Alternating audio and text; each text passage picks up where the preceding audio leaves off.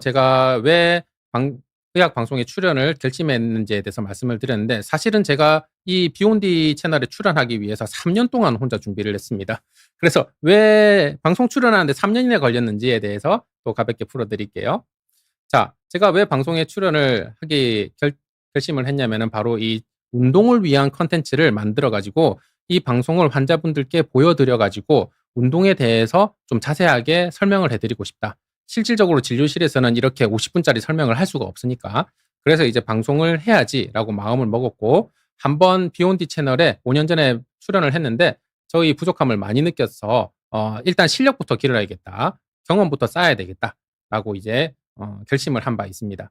그래서 제가 중앙보훈병원이라는 병원으로 일부러 이직을 했어요. 여기는 일이 진짜 많거든요. 일이 진짜 많은 데인데 일부러 갔어요. 제가 서울백병원에서 일하던 양보다 중앙보훈병원에 가니까 일을 3배를 더 시키더라고요. 똑같은 사람인데 일을 3배를 더 시켜요. 그러면은 몸은 힘들죠. 몸은 힘들고 항상 목이 쉬어 있고, 그런데 일단은 이렇게 단기간에 이렇게 실력이 확 늘어날 수 있는 기회잖아요. 어떻게 보면은 좋은 기회이기 때문에 이런 기회가 또 없거든요. 이렇게 단기간에 실력을 확 늘릴 수 있는 기회가 의사로서는 별로 없어요. 그래서 중앙보건병원에서 열심히 일하면서 열심히 경험과 실력을 쌓았습니다. 일단은 실력부터 쌓았고요. 그다음에 이게 온라인에 공개된 곳에서 강의를 하다 보니까 사실 강의는 크게 상관이 없는데, 어쨌든 간에 그림에 대한 저작권이 또 많이 걸리더라고요. 그래서 제가 정확하게 표현하고 싶은 해부학적인 그림을 찾기도 어렵고, 설령 찾았다 하더라도 대부분 저작권에 걸리기 때문에 이걸 자유롭게 쓸 수도 없고 되게 답답했어요. 그래서 만화 학원을 다녔습니다. 일러스트레이션 학원을 2달 반을 다니면서 저는 방송을 준비하고 있고 이 방송에 쓰고 싶은 해부학적 그림을 간단하게 그리고 싶습니다. 라고 말씀을 드려가지고 지금 그림에서 보이는 것처럼 이렇게 제 캐릭터도 만들고, 그 다음에 해부학적 구조도 이렇게 표현을 하고 해가지고 강의에 요긴하게 써먹고 있습니다.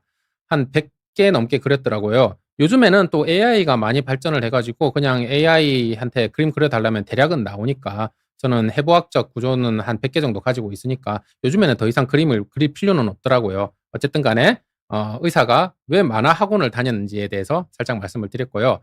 그리고 만화 학원뿐만이 아니고 저는 유튜브 학원도 갔습니다.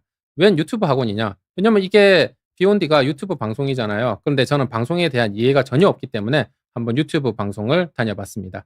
그래서 알고리즘이라는 게 도대체 무엇인지, 어떤 주제를 골라야 되는지, 사실은 이제 비욘디 방송도 보다 보면은 약간 학회식으로 의사들이 의사에게 발표하는 것처럼 하시는 분들도 가끔 계신데, 그러다 보면은 솔직히 말해서 지루하잖아요. 제 초기 방송도 좀 지루했거든요.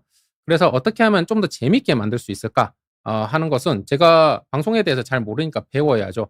그래서 유튜브 학원에서 어떤 주제를 선정을 해야 되는지, 영상은 어떻게 기획을 하는지, 영상은 어떻게 촬영을 하고 어떻게 편집을 하는지에 대해서 또 3달을 다니면서 그때도 1대1로 배웠던 것 같습니다. 유튜브 학원을 다니면서 되게 많이 배웠어요. 되게 도움이 많이 됐고 3개월 배웠는데 그 정도 얻어갔다. 저는 꽤나 가성비 있게 잘 배운 것 같다고 생각을 하고 있습니다.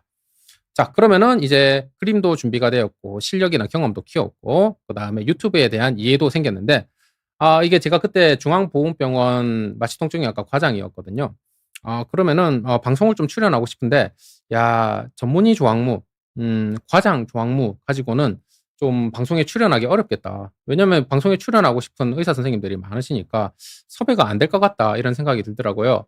그럼 어떻게 해야 되지? 하고 고민을 하다가, 그래, 교수 조항무라면은 방송에 나갈 수 있겠지. 그러면 대학병원에 다시 한번 돌아가자. 이렇게 마음을 먹었습니다. 사실 저 같은 경우가 거의 없어요. 다시 연어처럼 물고기처럼 막 강을 거슬러 올라가고 이런 사람이 거의 없거든요. 어쨌든 간에 그렇게 다시 한번 대학병원의 문을 두드리게 되었고, 고려대학교 안암병원에서 저를 뽑아주셔가지고 감사히도 뽑아주셔가지고 지금까지 이렇게 일을 하고 있습니다. 자, 그래서 고려대학교 안암병원에 들어온 직후에 제가 비욘디에 먼저 출연을 제안을 했습니다. 저 고려대학교 안암병원의 조항무 교수라고 하는데요. 저 출연하고 싶어요. 출연시켜 주세요. 저는 이렇게 척추통증 5부작을 준비했어요. 라고 제가 먼저 제의를 했습니다. 보통은 그렇잖아요. 방송이라는 게 방송국에서 한번 출연해 주실래요? 하고 제의가 오잖아요. 저는 반대로 했습니다. 제가 먼저 출연시켜 주세요. 라고 이제 먼저 말씀을 드렸고요. 겉으로는 이렇게 여유 있는 척 미소를 짓고 있었지만은 사실은 속으로는 "제발, 제발 출연시켜 주세요. 아 이거 출연 못하면은 내가 대학병원에 다시 돌아온 의미가 없는데 이거 어떡하지? 거절당하면 어떡하지?" 이러면서 매일매일 기도를 드리는 심정으로 이렇게 기다리고 있었는데 다행스럽게 감사하게도 비욘디에서 먼저 임시 출연 기회를 주셨습니다. 그래서 척추 통증에 대해서 5번 먼저 방송을 이렇게 찍은 거예요. 아까도 설명드렸지요. 자 그런데 이게 세상 일이라는 게 뭐 원하는 대로 쉽게 흘러가면 좋지만 또 그렇지는 않더라고요. 제가 첫 번째 방송에는 어느 정도 조회수가 나왔는데 두 번째 방송은 조회수가 더 떨어지고 세 번째 방송은 조회수가 더 떨어지는 거예요. 와 그래 가지고 큰일이 났죠. 아 나는 5편의 방송으로 만족할 수 없는데 계속 방송을 해야 되는데 '어떻게 해야 되지? 어떻게 하면 반등을 할 수 있을까?'라고 고민을 하다가 저는 방송에 대해서 잘 모르니까 팀장님께 한번 여쭤봤어요. "저희 뭐 어떤 부분을 바꿔야 되고 어떤 부분을 어떻게 보완을 해야 되겠습니까?" 하고 여쭤보니까 제가 처음에는 너무 긴장을 해 가지고 되게 좀 딱딱하게 강의를 하는 면이 있었거든요. 그래서 "좀 더 편하게 강의를 했으면 좋겠다. 그리고 의상도 하얀 가운이 너무 딱딱하다. 캐주얼하게 입었으면 좋겠다. 그리고 안경도 좀 너무 튄다. 좀 동그란 안경으로 좀 부드러운 인상을 줬으면 좋겠다." 이런 피드백을 받았어요. 그래 가지고 제가 바꿨지요.